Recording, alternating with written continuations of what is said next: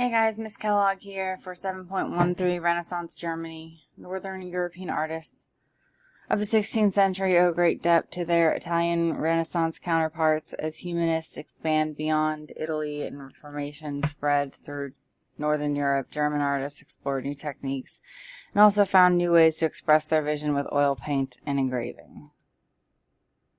Here's where you get the student guide.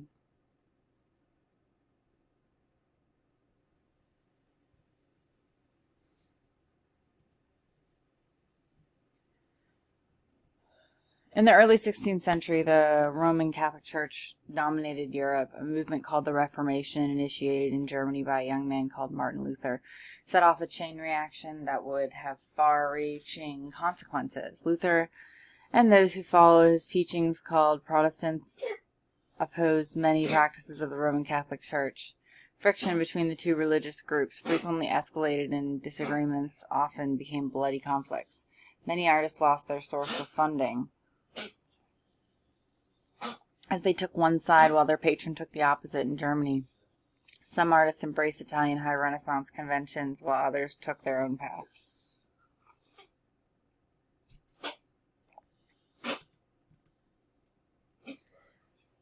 Matthias Grünewald was an important German artist in the 16th century. Little is known for certain about him, not even his real name. We do know that he was born around 1480 and was a skilled mathematician and scientist. He served as archbishops of the city of Mainz, as a counter painter, a court painter, architect, and engineer.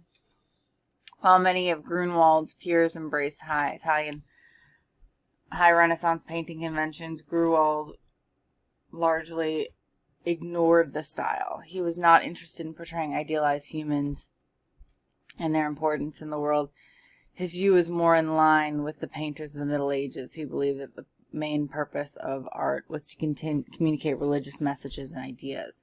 One of Grünewald's most celebrated works is an altarpiece that he built for St. Anthony's Monastery in Isenheim. The Isenheim altarpiece is a magnificent three-dimensional shrine. The sculptor Nicholas Hauger created the original altarpiece around 1490.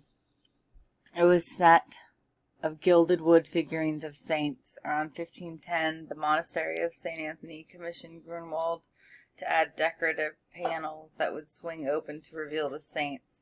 When closed, the painted panels would be striking wood work of the altar with their own right. Grünewald painted two sets of panels. One set nests inside the other. When the altarpiece is closed, the outer panels can reveal the crucifixion and lamination. The second set of panels illustrated more joyful Catholic imagery, the Annunciation and Nativity, an angelic concert, and the Resurrection. On the outer panels of the Isenheim altarpiece, Grünewald used color and composition to reflect the horrors of the crucifixion. On the left, Virgin Mary is ghostly with her white robe and her pale face is comforted by John the Evangelist below them. Mary Magdalene lifts her arms in anguish. On the right, John the Baptist points to delicate fingers towards Jesus. A still lamb stands at Jesus' feet, bleeding in a holy chalice. The lamb symbolizes Jesus as the sacrificed Lamb of God. The practice of including religious symbolism harkens back to medieval times. Grünewald, however, incorporated the Italian Renaissance in creating a convincing sense of deep, using Chiricuzzo to take figures appearing to have some sense of real form. Explore Isenheim's altarpiece here. One of Grünewald's contemporaries, Albrecht Dürer, was often called the Leonardo of the North because of his extraordinary diverse talents. The son of a goldsmith, Dürer was an accomplished painter and a printmaker. Like Leonardo da Vinci, Dürer made scientific studies of the natural world and the human body. He wrote at length on his concepts of human proportion and perspective. Dürer traveled extensively and was influenced by the theories and practices of Italian Renaissance artists and their interest in the classical art and humanism. Dürer painted the striking self-portrait in which he used Chiricuzzo to create strong contrast between dark and light and give the figure a sense of solid form. Like many Northern Renaissance portrait painters, Dürer usually tried to capture a true likeness of the individual, warts and all. But here he paints an idealized image of himself. He combines the Italian preference with a simplified, idealized beauty, and the northern preference for attention to detail, as you can see each strand of thick flowing hair and the soft fur of the coat. The frontal pose, the Christ-like appearance of all allude to Durer's belief in creating a genius of artists. Self-portraits include other Northern Renaissance conventions, including the use of oil, invented in Northern Europe and spread to Italy. The oil mixed with pigment makes rich colors translucent so the artist can layer the paint in thin glazes. And because oil paint dries so slowly, artists can create subtle transitions of color and value.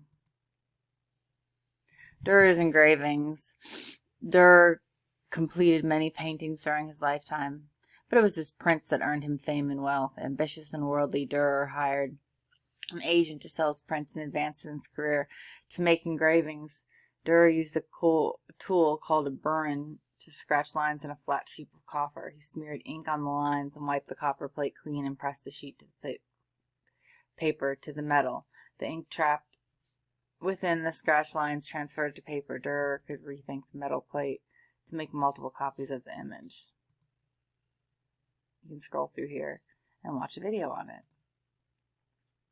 In the early 1500s, Durer produced a series of 3 magnificent engravings and supposedly symbolized Christian intellectual and moral values in night, death, and the devil.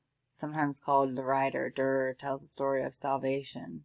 He depicts a Christian knight accompanied by his loyal dog traveling through an ominous forest, and they are confronted by Death, a hideous demon on horseback.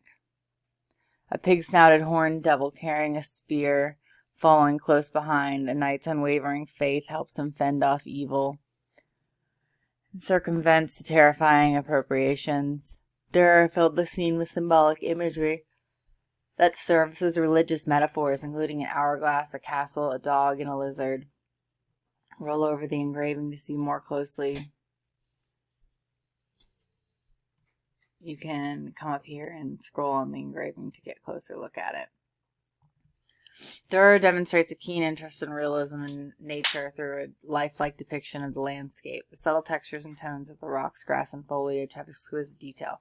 To better understand the anatomy, proportions, and movement of horses, Durer copied several of Leonardo da Vinci's horse drawings. Durer single-handedly transformed the art of printmaking. His prints were innovative in their complexity and beauty. He made rich, velvety shades of gray by using only black ink on white paper, and used thousands of thin lines to produce fine detail, texture, and pattern. He created shading with hatching and cross-hatching, and produced darker values by placing the lines close together. Explore night, death, and the devil activity on the next screen to examine the fine lines of hatching and cross-hatching, which you can explore there, and on this page it'll take you closer.